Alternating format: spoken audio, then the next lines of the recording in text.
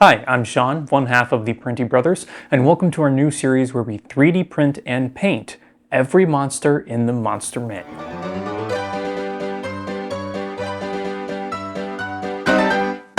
In this series, we'll be showing off cool 3D models, paint jobs for those models, the lore surrounding the monster, and ultimately how to incorporate them into your game. Let's get started with monster number 1, the Aarakocra. Check out this awesome model from Artisan Guild. Artisan Guild has a massive collection of really awesome looking minis that are super detailed and fun to paint, and they come out with collections every month. Not a sponsor, by the way. They just have some really cool minis. In fact, we're not sponsored at all, so if you want to support us, like the video, subscribe, hit the bell icon. We really appreciate it. It helps us out a lot. Now let's get painting. I didn't record it, but this mini was very top heavy because of the massive wings that an Aarakocra has. I initially had him on a smaller base, but he fell over way too easily, so I ended up putting him on a larger base, and on this little rock that you see here, I made that out of foam. Now, you may not think of the Aarakocra as a monster initially. I certainly don't. I tend to think of them as a playable race. Everyone's played with that one person who always wants to play as an Aarakocra just for the fly speed alone, but they are and were monsters traditionally. You might also be interested in playing as an Aarakocra because of their brief appearance in the D&D movie. There was this hilarious character Jarnathan that looked super cool. But regardless, let's dive a little bit into the lore of the Aarakocra.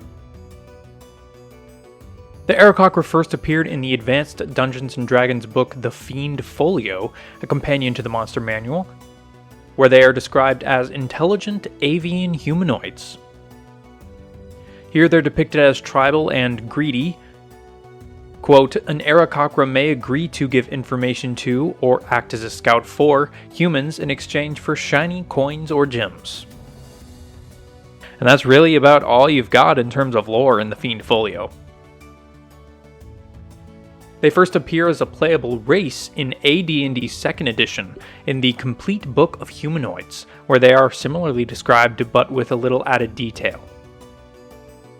They tend to live in small tribes in the mountains. The tribes each share a nest and control different hunting territories. Kind of just like eagles, but humanoid. So how have the Aarakocra evolved? Let's talk a little bit about their current lore. For starters, in the 5th edition Monster Manual, it states that the value of gems, gold, and other precious materials means little to the Aarakocra. So already right there, that's pretty different. That's pretty much the opposite of what was in AD&D.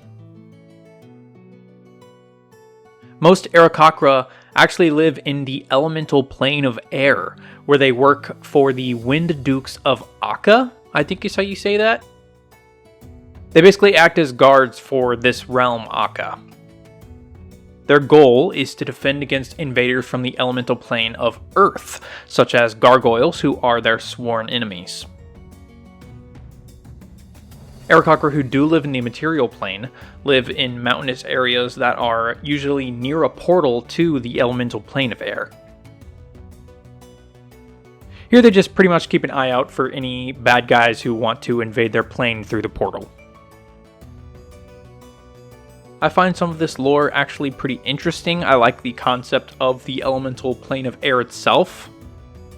I think it could be cool having an encounter where the party is trying to find a portal to the elemental plane of air and they come across Aarakocra flying overhead and they have to traverse these mountains. I'm not a huge fan of the Aarakocra basically being guard dogs and that's about it. Looking at this mini that I'm painting here, I just get the vibe that he's a soldier. His armor looks like a military uniform. Imagine if the Aarakocra weren't just guards, but the people in charge as well. I think it would be really cool to have an empire of Aarakocra who are set on expanding their territory in any means necessary.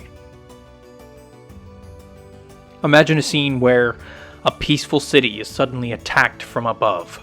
The citizens look to their guards for aid, but the guards just look up at this massive force of winged creatures donned in armor throwing javelins down like lightning strikes. How do you fight that? That is a question that can be posed to the players. That's a really interesting question. It could be a really cool place to even start a session. An Aarakocra Empire is a cool, evil force that can go against the party. You'd have to come up with some cool aerial combat ideas, like how do you fight that? Do you cast fly on your party? Do you try to get some kind of airship? There's a lot of cool possibilities. To talk a little bit briefly about the actual paint job here, it's nothing special, though I am pretty proud of how it actually came out. It was mostly a lot of dry brushing, especially on the wings to make them really stand out. I was mostly referencing the art from the 5th edition Monster Manual, which is why I kind of incorporated the gold and green colors. Also, you'll notice the damaged wing that this Aarakocra has. That's because that's where the print failed as it was printing. It took me a while to figure out what I wanted to do with that. I decided just to roll with it and to say that it was just some battle damage from some battle that he was in. And you know what? I think it looks pretty cool. And the final detail is to add these little brown sections to the feathers. I think little small details that most people might not even notice, a lot of them added together can really enhance a model.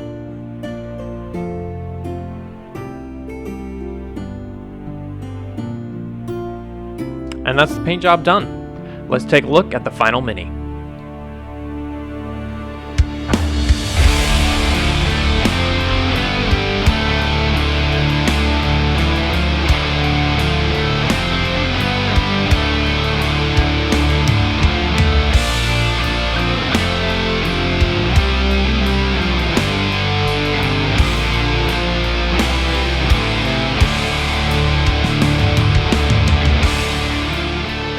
Thanks for watching this first episode of our new series. If you enjoyed, subscribe, hit the bell icon, like the video. We have more to come. We'll see how far we get in this series. Our goal is to do every monster in the Monster Manual. Next episode, Anthony will be tackling the Aboleth.